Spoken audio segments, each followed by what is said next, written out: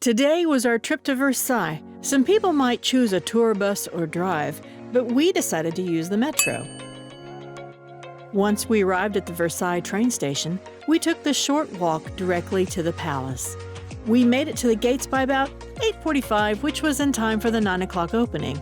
Since we were there early, there were only about 50 people in front of us. Then we heard it wasn't opening until 10:30. Originally built as a hunting lodge in the early 15th century, Louis XIII decided to turn it into a chateau and soon became the main royal residence from 1682 until the French Revolution in 1789.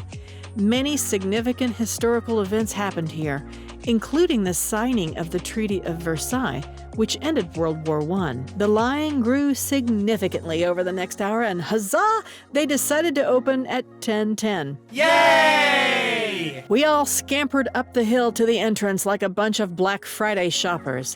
After security, we started through the state of apartments of the king, the Salon of Venus, the main entrance to the grand apartments, used for social gatherings, the Salon of Diana, used for billiard games during evening soirees, the Salon of Mars, intended for use by the guards, but commonly used as part of social events, the Salon of Mercury, served as a parade chamber and a gaming room in the winter. When Louis XIV passed away, his body lay in state in this room for 8 days. Naturally, the most famous room at Versailles is the Hall of Mirrors.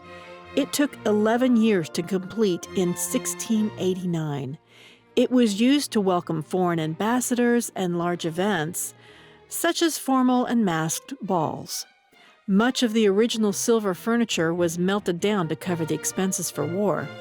It's absolutely incredible to imagine what it must have looked like with the endless chandeliers lighting up the entire room at night.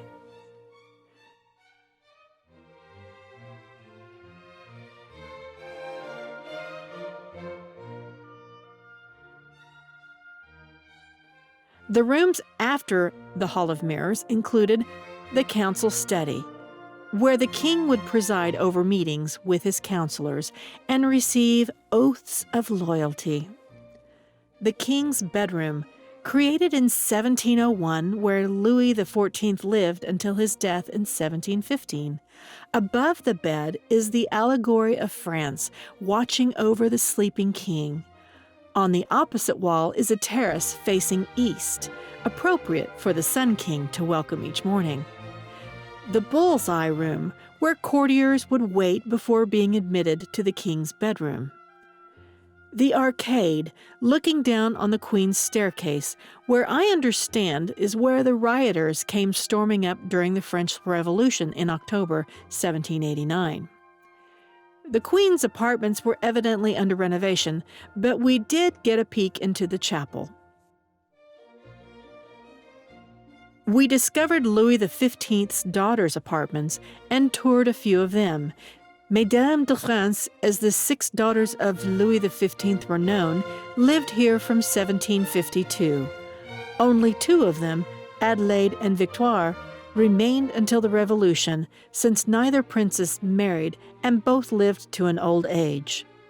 Outside, we walked towards the gardens, which were so overwhelming. It was easy to see where one could spend the entire day wandering about.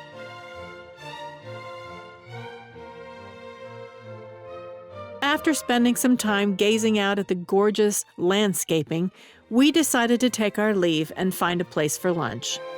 On the way out, we couldn't help but notice the line had grown to gargantuan proportions, and we're thankful we came early.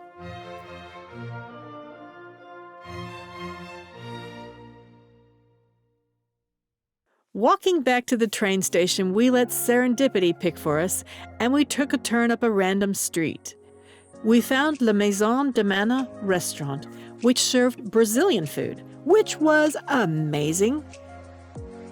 The kind waiter said my accent was good, which meant a lot coming from a native, or maybe he was just fishing for a big tip. We still had the rest of our last afternoon in Paris and decided to go to the Arc de Triomphe. Since I missed it my last time, this would be at least one thing off my bucket list. We began the climb up the 284 steps to the summit, roughly 12 stories. It takes about 10 minutes. Despite being in an anaerobic state, gasping for air, the payoff in terms of the views of the city of Paris was definitely worth it once my heart rate got back to normal. Exhausted and sated from sightseeing, we were ready to get back to the apartment. We picked up some groceries and one last pâtisserie as we packed. Tomorrow, our adventure would take us to our next destination.